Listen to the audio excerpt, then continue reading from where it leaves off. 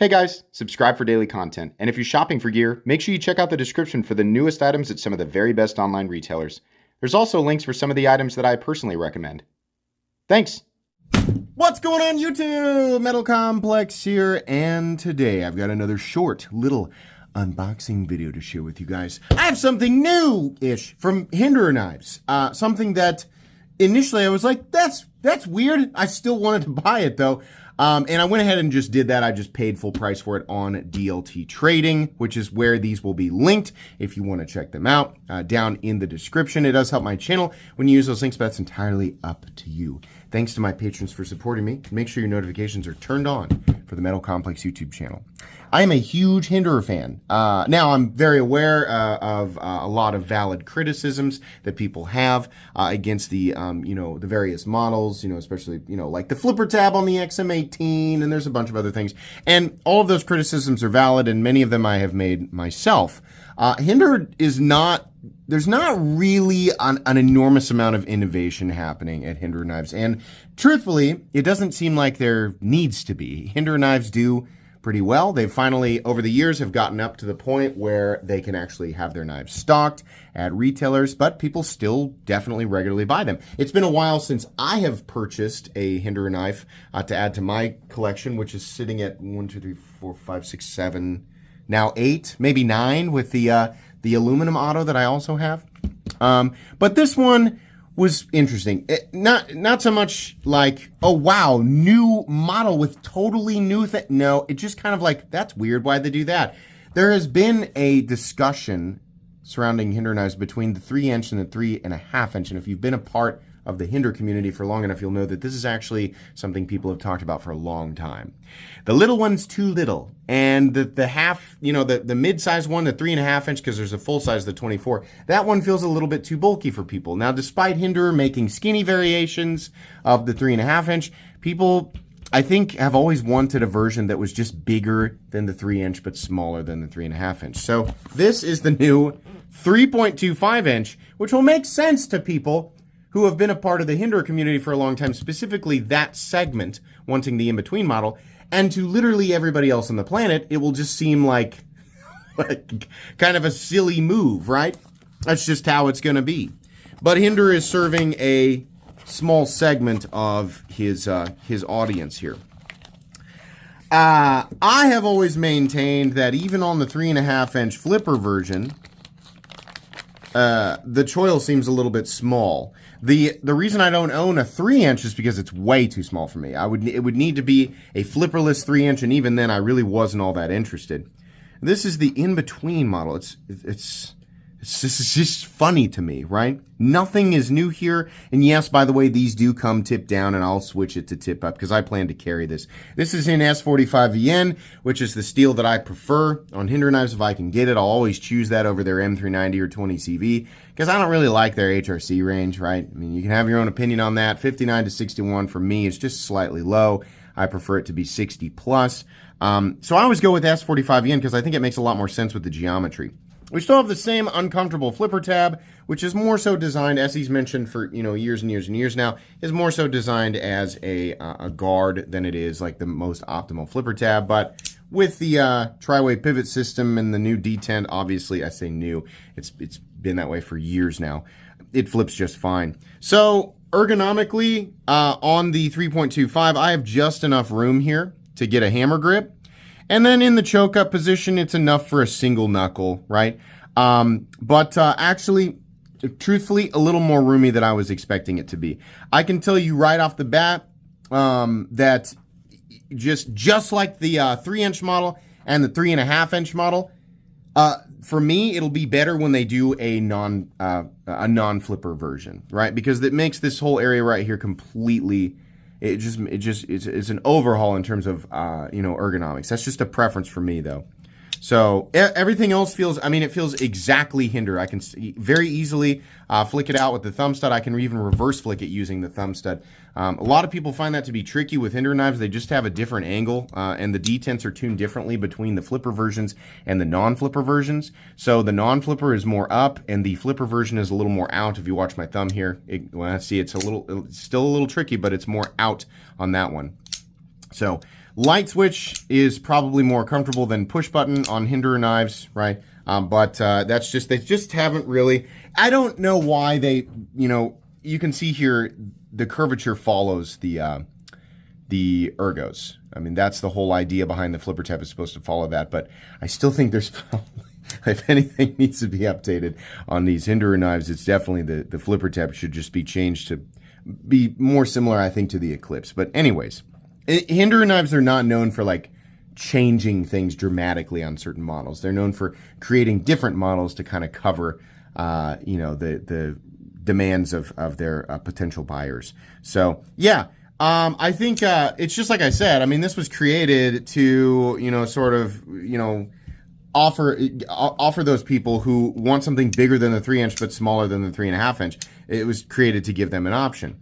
Now, if this is even somewhat, if it's even kind of popular, I imagine eventually they'll do different variations of it. But I can tell you right now, what'll go super hard is if DLT Trading picks up a version of this and does a non-flipper full-edged spear. This is my favorite version of the knife. It is my favorite version of the XM18 that has ever existed. And DLT Trading is, if they released another batch of these tomorrow, they would all sell out. Hinderer knives do not sell the same way across the board, right? So seeing certain variations of the XM18 sitting there on certain retailers is not necessarily an indication of the decline of popularity in Hinderer knives. No, it just means that Hinderer buyers are after very specific models, and one of the most popular versions of all time is the DLT Trading non-flipper full-edged spear, which is my favorite version. So the best example, this one's a Spanto. This is a 3.5-inch Spanto with the flipper, and we can see here, I believe the choil area is actually, boy, it's almost exactly the same size. So I thought that they would reduce the choil area, and they really didn't. I think that was a pretty smart move. I was really worried that they were going to do that, right? So yeah, it really, it's funny that they kept the same blade stock thickness, which I did check on. It's still 165 thousandths. Will they do a skinny version of it? I don't know. They probably will. I mean, they've done that with, the XM18 and I think they even did like the skinny 3-inch at one point, like they did a liner lock version. I still need to check out the liner lock version. So I don't have a small 3-inch to compare, but I do have the 24, so we can do these three sizes. So there are now, in the XM18 line, there are now officially 4 sizes: 24, 3.5, 3.25, and 3-inch. They don't necessarily have like this perfectly consistent scaling down, but this is that in between. And I think for some people, this, I forget this too. But this is especially prominent in people who view content. We need to stop and remind ourselves that not every knife is made for everyone, right? So plenty of people who are not interested in this at all will just label it as a stupid idea. And that's wrong. You can't say it's stupid because it's not made for you, right? I mean, this is meant to serve a very, very small portion of Hinderer-specific audience. Is it new and exciting? No, not really, right? I think a lot of people expect me, especially having purchased this for myself, I think a lot of people would expect me to glaze this and say that it's amazing or whatever. I'm going to carry it and use it, and this is mine now. I paid full price for it. I don't expect to be wowed by anything. I expect it to feel like exactly what it is, a slightly smaller version of the XM18 3.5-inch, right? But other people, if it really lights them up and they get super excited about it, I think that's fine. But yeah, there is absolutely nothing super special or spectacular about this. It is literally just a slightly shorter XM18 3.5-inch. I think in some situations this might be preferential for me to carry over the 3.5-inch, especially considering that all of my 3.5-inch models that I own are full titanium, making them weigh usually right about 6 ounces. So this guy is obviously going to weigh less with it not being full titanium for now, and being slightly shorter. So real quick here, let's go ahead and do what we normally do, and let's measure it. The overall length here is coming in at 7.65 by my measurement. I don't know what they claim this to be. No, I'm wrong about that. It is exactly 7.5 inches. Sorry about that. Your blade length is exactly 3 1/4, and your cutting edge is actually about 2.9. The only surprising thing here, surprising thing, is that they seemingly did not reduce the total amount of choil area. I mean, it really is, if we get them lined up exactly right, it's almost exactly the same.